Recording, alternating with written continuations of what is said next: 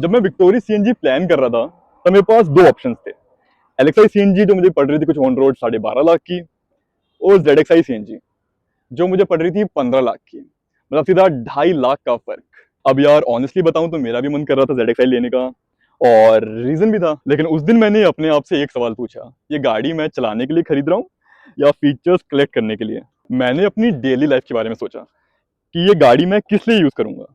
Office जाना, weekend trips, maximum mileage और लो running cost. यार फिर मैंने सोचा, क्या वेंटिलेटेड सीट्स मेरी लाइफ ही चेंज कर देंगी, या फिर पैनोरामिक सनरूफ ना होने से मेरी डेली ड्राइविंग खराब हो जाएगी। नहीं, ऑब्वियसली हाँ, ये सारे फीचर्स प्रीमियम फील जरूर देते हैं, बट मेरी जरूरत नहीं थी।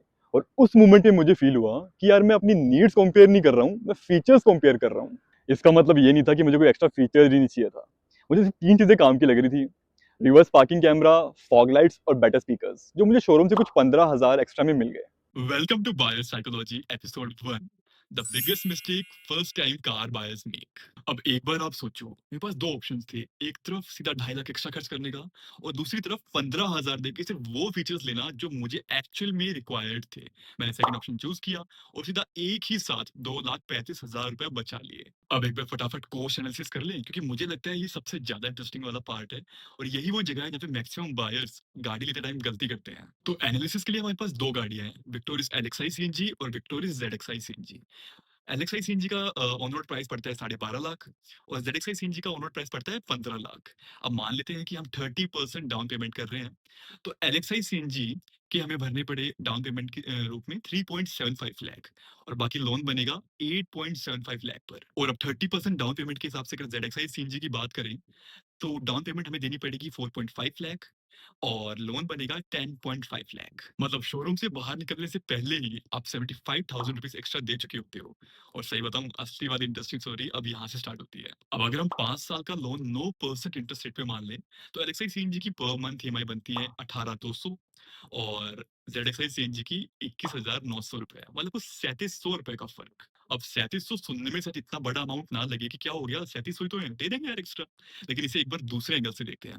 ये 3700 आप सिर्फ एक महीने के लिए नहीं देने वाले, ये आप पूरे 5 साल तक देने वाले हो। डेट इज 60 मंथ्स, मतलब 60 टाइम्स। मतलब एक ऐसा डिसीजन जो शोरूम में सिर्फ टॉप मॉडल दे दो यहाँ से स्टार्ट हुआ था, वो आपकी पॉकेट में 2.5 से 3.5 लाख तक एक्स्ट्रा निकलवा सकता है। और अभी तक एक बात ध्यान रखना आप, कि हमने डेप्रिसिएशन, इंश्योरेंस और लॉन्ग टर्म मेंटेनेंस की बात तो की नहीं है। और यहीं पे most of the car buyers, और we can say first time car buyers की सबसे बड़ी गलती होती है। हम टोटल कॉस्ट ऑफ ओनरशिप देखना बंद कर देते हैं। हम सिर्फ अपनी नीड्स नहीं देखते, जबकि हम फीचर लिस्ट की तरफ ज्यादा इंक्लाइन हो जाते हैं। धीरे धीरे डिसीजन लॉजिक से नहीं, इमोशन से होने लगता है। तो यार लोग शोरूम से तो काफी खुश होकर निकलते हैं कि yes we bought a car, we bought a new car, obviously it's a happy moment for everyone. But time के साथ वो सोचते हैं कि यार शायद कुछ ज्यादा स्ट्रेच कर दिया, शायद एक वेरिएंट नीचे भी काफी होता। अब सबसे बड़ा सवाल है कि ऐसा होता क्यों है। इसका जवाब आई गेस कार्स में नहीं छुपा, ह्यूमन साइकोलॉजी में छुपा है। हमारा दिमाग प्राइस कंपेयर नहीं करता, फीचर्स एंड वैल्यू कंपेयर करता है। अगर कार सेल्समैन बोले कि सर 2.5 लाख रुपए एक्स्ट्रा देके आप एलेक्साई की जगह जेड एक्सआई ले सकते हैं, तो ये अमाउंट काफी बड़ा लगता है कि नहीं यार ठीक है, मेरा काम हो रहा है एलेक्साई में। लेकिन अगर वही सेल्समैन ये बात बोले कि यार सर सिर्फ 3700 रुपए और दे दो, और आराम से आप जेड एक्सआई चलाओ ना, कहाँ एलेक्साई चला रहे हो, तो आई गेस फिर वो अमाउंट इतना बड़ा नहीं लगता। अमाउंट वही है, कार वही है, बस प्रेजेंटेशन बदल गई। और इसीलिए ईएमआई इतनी ज्यादा पावरफुल होती है। वो एक्चुअल अमाउंट को छोटे छोटे मंथली पेमेंट्स में तोड़ देती है, जिसे हमारा दिमाग आसानी से एक्सेप्ट कर लेता है। इसके बाद एक वर्ड और आता है जो आई गेस हर बायर ने कभी ना कभी सुना ही होगा: फ्यूचर प्रूफ। डीलर बोलेगा, रिव्यूअर बोलेगा, दोस्त बोलेगा, यार टॉप मॉडल ले ले यार, फ्यूचर प्रूफ रहेगी। अगर आपको ये सुनने के लिए मिलता है तो 1 मिनट रुक जाओ, खुद से बस एक सवाल पूछो, कि आज से 5 साल पहले जो कार का टॉप वेरिएंट था, क्या वो फ्यूचर प्रूफ है? ऑब्वियसली नहीं। आज उससे भी बेटर स्क्रीन आ गई हैं, बेटर कैमरास आ गए हैं, नए सेफ्टी फीचर्स आ गए हैं, और टेक्नोलॉजी कॉन्टिन्यूसली इवॉल्व हो रही है। मतलब सच ये है कि कोई भी कार परमानेंटली फ्यूचर प्रूफ नहीं होती। और उसके बाद सबसे डेंजरस इमोशन आता है, FOMO, fear of missing out. हम शोरूम में वहां पे खड़े होकर सोचते रहते हैं कि यार बाद में अगर पैनोरामिक सनरूफ की कमी महसूस हुई तो, अगर 360 डिग्री कैमरा की जरूरत पड़ गई तो, अगर लोगों ने पूछा कि टॉप वेरिएंट क्यों नहीं ली, और इसी डर के कारण हम वो फीचर्स भी ले लेते हैं, मतलब वो वेरिएंट ले लेते हैं जो फीचर्स हम साल में कुछ ही बार हार्डली यूज करेंगे। मैं फिर से एक बात क्लियर कर देता हूँ कि मैं ये बिल्कुल नहीं कह रहा हूँ कि फीचर्स बेकार हैं। अगर आपको उनकी एक्चुअल में जरूरत है, अगर बजट कंफर्टेबल है, और डेली लाइफ में आपको वो काफ़ी काम आने वाले हैं। तो नो डाउट टॉप वेरिएंट ही आपके लिए बेस्ट है। एक और कैलकुलेशन जो शायद आपने मिस कर दी हो, एक बार देख लेते हैं फटाफट।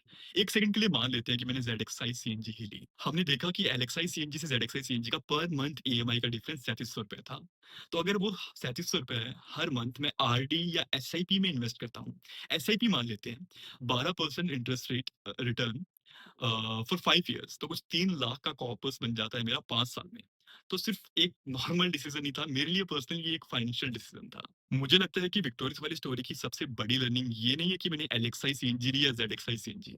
इससे सबसे बड़ी लर्निंग पर्सनली मेरे लिए ये थी कि मैंने सबसे पहले अपनी नीड्स को फीचर्स के ऊपर रखा।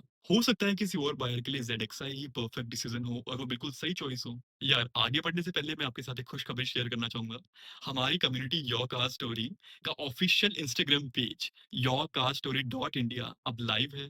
उसकी लिंक मैं डिस्क्रिप्शन में और फर्स्ट कमेंट में पिन कर दूंगा। आप वहां से जाके इंस्टाग्राम पे अपना पेज फॉलो कर सकते हैं। अगर आप कार्स से लेके और basically we can say specifically Maruti Victoria से भी लेके अगर आपको कोई भी कंफ्यूजन है तो आप मुझे वहां पूछ सकते हैं। I definitely reply and I solve your queries. Car खरीदने जाने से पहले मैं बस आपसे इतना ही कहूंगा कि अगर आप एक फर्स्ट टाइम कार बायर हैं तो शोरूम जाने से पहले आप बस इतना कर लेना, एक पेपर निकालो। मुझे लगता है कि थोड़ा हेक्टिक लगता है कि कम ऑन ये कौन कर रहा है, बट ट्रस्ट मी, एक पेपर निकालो, 2 कॉलम बनाओ। पहले कॉलम में आप ये लिखो कि मुझे इस कार से क्या चाहिए, क्या फीचर्स मुझे एक्चुअल रिक्वायर्ड हैं, और दूसरे कॉलम में लिखो कि मुझे इस कार में बस क्या फीचर्स अच्छे लग रहे हैं, शायद मुझे जरूरत नहीं है बट अच्छे लग रहे हैं। और उसके बाद जब आप इन दोनों कॉलम्स को शांत दिमाग से बैठ के कंपेयर करोगे, तब आपको पता चलेगा कि आपका जो फाइनल डिसीजन है वो लॉजिक से आ रहा है या सिर्फ इमोशन से। और जिस दिन आप ये डिफरेंस समझ गए, उस दिन ना ही कोई सेल्समैन, ना ही कोई फीचर लिस्ट और ना ही कोई कंपैरिजन वीडियो आपको कंफ्यूज कर पाएगी। Because I am here for you and I want you कि आप अगर फर्स्ट टाइम कार बायर हैं या एक और गाड़ी ले रहे हैं, तो आप ऐसी गाड़ी लें जो आपको बेस्ट वैल्यू निकाल के दे ओवर टाइम। अब मैं आपसे एक सवाल पूछता हूँ, अगर आज आपको दोबारा आपकी सेम कार खरीदनी पड़े, मतलब जो गाड़ी आप अभी चला रहे हो आपको सेम गाड़ी ही खरीदनी है, तो आप वही वेरिएंट खरीदना पसंद करोगे जो आप अभी चला रहे हो, या कोई और वेरिएंट चूज करोगे? मुझे कमेंट्स में जरूर बताना, क्योंकि मुझे लगता है कि हम एक दूसरे की कार स्टोरीज से बहुत कुछ सीख सकते हैं। Until then, drive safe, I see you in next video. This is your car story.